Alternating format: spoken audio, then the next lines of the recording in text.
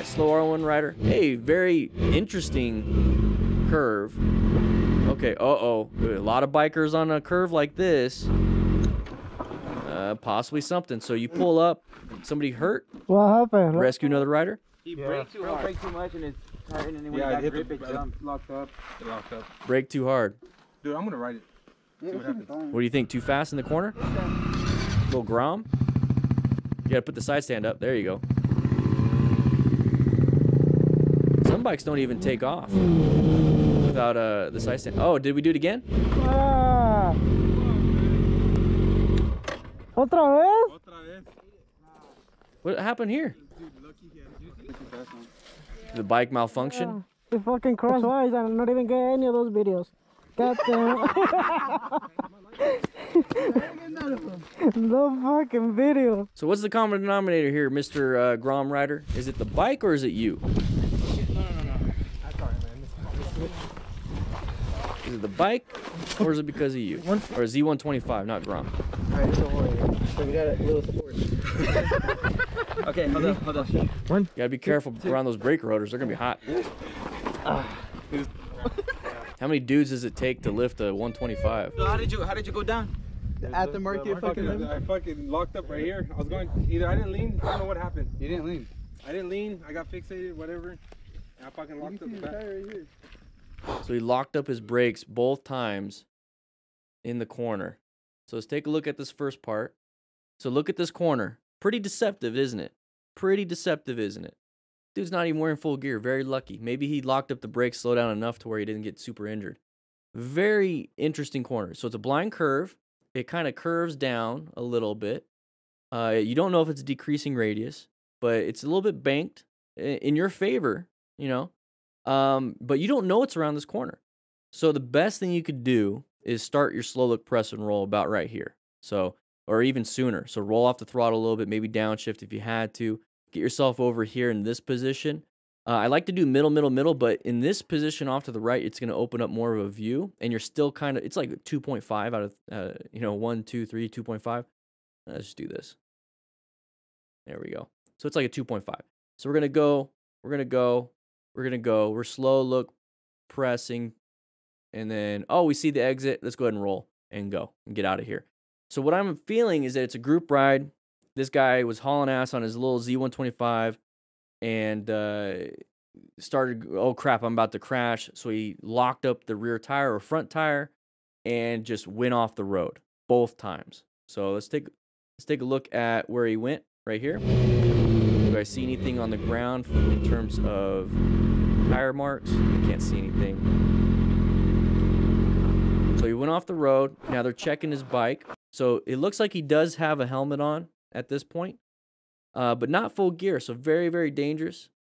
I would get everybody off the road because these people are on the road around a blind curve. Get off the road. Let's get off the road. We're not hanging out on the road. So you don't know if cars are going to come around this corner pretty hard too. Checking the bike, seeing if it's okay to ride. That's perfectly fine. The main thing you want to check is obviously you do a T-clock. So you're going to check, all the cables. You're going to check the tires, make sure they're not punctured. You want to check, the frame itself. You don't see, any cracks. How's the suspension? Does it still move? Are fluids leaking out? How are the wires? So check your brake lights. When you apply the brakes, does the brakes turn on? Does the headlight turn on? Does the throttle move? Is it stuck? How's the clutch lever? Does it pull in all the way? Brake lever, does it apply brake pressure? Is it squishy? Is it normal? Was it like beforehand? And if it is, go ahead and ride it out. You can totally ride it out. Be careful though, might have bent the shift lever, so shifting might be a problem. Might have bent the brake lever, the rear brake lever, so it might be a problem for the rear brakes. You don't want it to actually keep locking up, because you can actually bend it in a way to where it keeps applying rear brake pressure, so that's a big issue. So having a toolkit, like a tool roll, is also important to have. But yeah, so they did their own assessment. They're doing their own checks. It looks like it's good to go. Yeah. Brake too hard. Brake too much and it's tightened, and then when you got grip, it locked up. Brake too hard, locked up. Now, why are we braking too hard? Going too fast. So how do we prevent braking too hard? By not going too fast. There you go. There you go. And it's not, let's brake less or, screw the corner. The corner's the problem. Gravity attacked me. No, it's like, let's not go as fast. Dude, I'm going to ride it.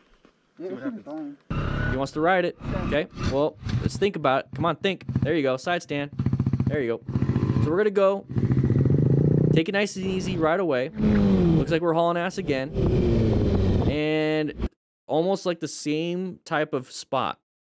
So take a look. So the corner, let's go back over here. So here's the corner. And it's going to be about 3/4 of the way into the corner he went off the road. Same thing with the last one. That's typically where you go off the road if you're going too fast. You get shot out at the end. So right here, take a look. We got shot out like right here. We almost made it. So if we just slow look, press, and roll, and just had a good time, we could have made it through. But when you go too fast, you're doing good, you're doing good, you're doing good, you're doing good, you're doing, oh crap, I'm going too fast. And you start doing that. It's about 3/4 of the way through. So this is a speeding problem, more than likely a speeding problem. Thankfully, he's walking around. He's not hurt. ¿Otra vez? Not too bad. It looks like he's walking a little bit. Hey, get your own bike too, by the way, buddy. Your friends are getting your bike out for you. He fucking crashed twice and I'm not even getting It's it. annoying me. Goddamn. Get off the road too. It's so dangerous, guys. So dangerous. There's plenty of shoulder to park your bikes. Hold it. Go. Watch somebody grab the front brake and stop it. So the bike's not going to go under its own power? Does it not turn on? Little support. Okay, hold on. 1, 2, 3. Okay. Because you could totally use that rear tire to get yourself out of there. So how did you go down? At the market, I fucking locked up right here. Locked up right here. Locked up. Why are we locking up? Because we're not doing good progressive brake pressure. We're not applying progressive brake pressure where you apply 10, 20, 30, 40, 50, 60, 70, 80, 90, 100%. He went 0 to 100, locked up that tire because the tire didn't grab traction. It just started skidding. It just stayed locked, and it was sliding across the ground instead of kind of rolling but slowing down until it stops. That's the big problem there. Either I didn't lean, I don't know what happened. You didn't lean. I didn't lean, I got fixated, whatever. Didn't lean, didn't fixate, or he didn't lean, he fixated, locked up the brakes, whatever. Hey, you got lucky these 2 times. You might not be lucky later. Thankfully, it was on a little 125. Imagine if it was on a 600 or more. He would have been way over there. So, guys, if you kind of know what it is you're doing wrong, practice it. You can practice these things and get better at them without having to go to the mountains and playing around. Here we go. Cerulean future. Okay, side of the vehicle, side of the vehicle, side of the vehicle, side of the vehicle. Very good. Slowing down. Good swerve because you wouldn't be able to stop in time. So they're going to get it to here. So we're riding around. And we are, remember, orient ourselves to the situation. Orient ourselves to where we are at. If we're in town, we're entering town, we're exiting town. Understand, if we're exiting town, maybe some more animals. We're entering town, hey, maybe more mammals like pedestrians, or other cars. So we're going to get through here. This is slow, so it's letting you know he's slowing down. So we got that side of the vehicle immediately. Now, side of the vehicle is going to tell you, hey, we have an intersection coming up. Intersections, automatic orange stage, just like corners, because corners and intersections are very dangerous for motorcycle riders because we fail to negotiate curves, and we also fail to slow down and not hit another object, okay? So that's going to be a big thing. So right here, see the side of the vehicle, that is the pattern. So when I was saying side of the vehicle, that is a pattern that is easily recognizable for anybody to understand, hey, this is going to be a path of travel violation. It's an area where there's vehicles that are perpendicular to us. It's an area where typically it's an intersection, so if somebody's coming out, because left turners and right turners, anybody doing anything in front of us is a very dangerous hazard. So I like to anticipate this by looking at patterns. So we're going to get up to here. Now he's starting to slow down. Now this is what's really cool about this. So he's starting to slow down. So he's rolling off the throttle, applying some front brake pressure, maybe even downshifting. And it's like, oh crap, I don't have enough total stopping distance. Now total stopping distance, there you go, is perception, reaction, and braking distance. So perception, as soon as you perceive a hazard, you start to do something. As soon as you apply some brake pressure or anything, it could be rev bombing or honking the horn, that's your reaction. I prefer to use braking for that. So now we have braking distance, okay? So this is our braking distance. So we're trying to slow down. Oh crap, I'm not gonna have enough time because I'm going too fast. I don't have enough room right here. So what he does is that he changes his red stage maneuver, which is going to be that emergency response, and go into a swerve. So this is a thinking rider. This is a smart rider. Did a great job understanding what he can or can't do. She, I don't know.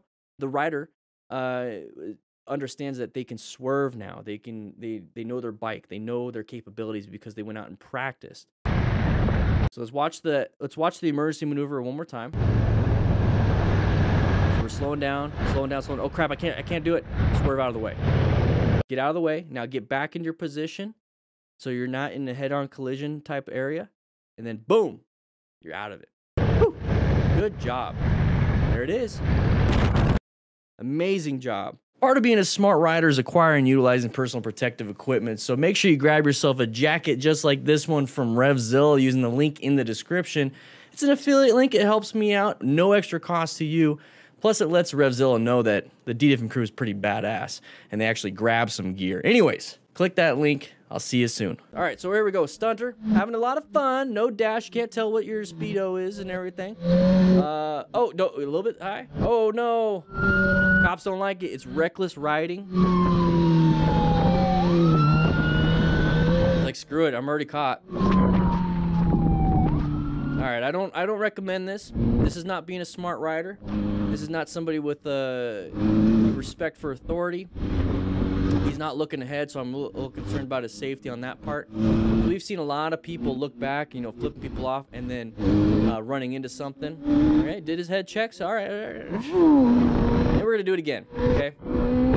The thing is, cops can easily outrun you with a radio. Now, here's the thing. I'm not going to talk too badly about stunters. It's not something that I think is needed. You guys can form your own opinions. Remember, this is an after-action review. I'm going to try to be as unbiased as possible. My bias is always going to be leaning towards safety, not necessarily doing the right thing in the eyes of the law.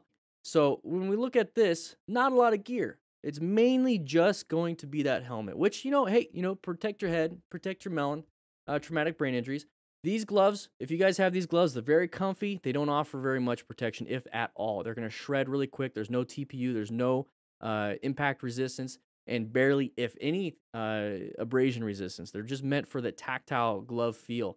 So this stuff right here, everything here, not going to protect you except for the helmet. So my only concern is the safety of the rider and then of other people. So it's not going to be that safe for any other road users. So I won't condemn because, hey, you know, that's life. That's life. People do stupid things. And good people get hurt. It sucks.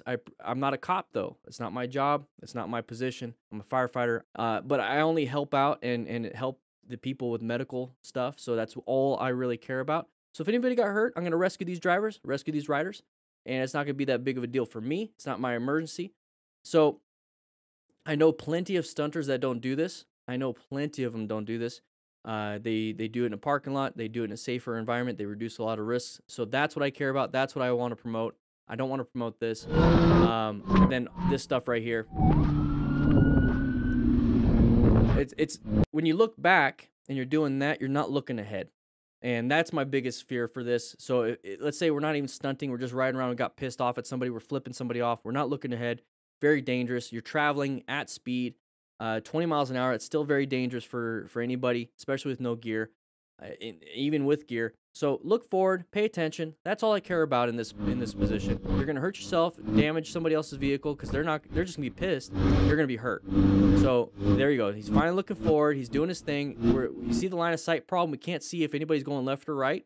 So that's a big issue with lane filtering. And if you're gonna run a red light, this is another issue you're gonna have. So he's gonna slow down, look left, look right. Okay, nobody's coming really, and I can accelerate out. Now, here's the thing. You can go ahead and keep doing what you want to do. Cops can easily come over here and just go and come get you. Easily do that, okay? It's probably what it looks like he's doing anyways. And then also radios, okay? Radios will definitely outrun a bike. So my position on all of this, just be safe. You do you. Wear gear. Rescue another rider. You're teaching, mentoring us. You're not very situationally aware, but, you know, whatever. You do you. Lots of skill involved. Hey, I'm not going to ride with you. It's my choice, too. So 100 kilometers an hour road, just cruising, started coming out of the car really quick. Cool. No idea what this lady was doing, but this kind of driving causes accidents. Okay, so sharp turn, got the chevrons, very high saturation on the camera. All right, so we don't know what this person's doing. Okay, we saw it, we recognized the hazardous situation. We were going to slow it down, apply the brakes. This person's probably lost or intoxicated or having diabetic issues. Massive allergies because it looks like it's blooming, everything. So we're riding around, so 80 kilometers an hour for a recommended turn. He says it's 100 miles or 100 kilometer an hour road. So this is about standard, you know, it's slow it down just a little bit. Yeah, Sunday driver, you know, TJ, easily a Sunday driver. So no idea what this lady was doing. So we're coming around the corner, but here's the thing, we kind of see it. We see that we're getting closer and closer and closer and closer and closer. I'm just gonna slow it down. So it did a good job. He's anticipating there could be a possible issue somewhere, so he's gonna go around it because he doesn't want to get rear-ended. Very good. This is exactly what I would do. I would probably do the same thing. Like, what are you doing? You're gonna cause an accident, and then move on. I would have done the same thing. Other than staring at the person, I would still look ahead because right now we're in a dangerous spot with this image because you don't know if anybody's coming around. Okay, so the concept of we're going around this corner. So like we're going around this corner. There's a tiny little dot. Okay, so right now my finger is the tiny little dot. So if you are ever seeing something from like way over here, it's a tiny little dot, and we're getting closer and closer, and it's getting bigger and bigger and bigger. It's because you're getting closer and closer and closer and closer, with or without brake lights. Okay, so with or without brake lights, it's getting closer and closer and closer. So that means you are getting closer, which means your total stopping distance is getting shorter and smaller. And are you going too fast or are they going too slow? So you start to figure out what is going on, and it's that gut reaction of, this doesn't feel right. And if it doesn't feel right, guess what? You go into orange stage. You perceived a threat. Now, it says specifically identified, but you don't know yet. So buy yourself some time by creating space. Okay?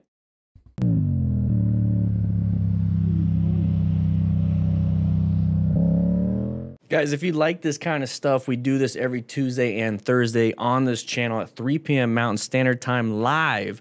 So make sure you check that out. But if you want to check out some other things like this video right here or this video right here, please do so. It supports the channel. Click that like button, by the way. Check into class. Anyways, I'll be seeing you around.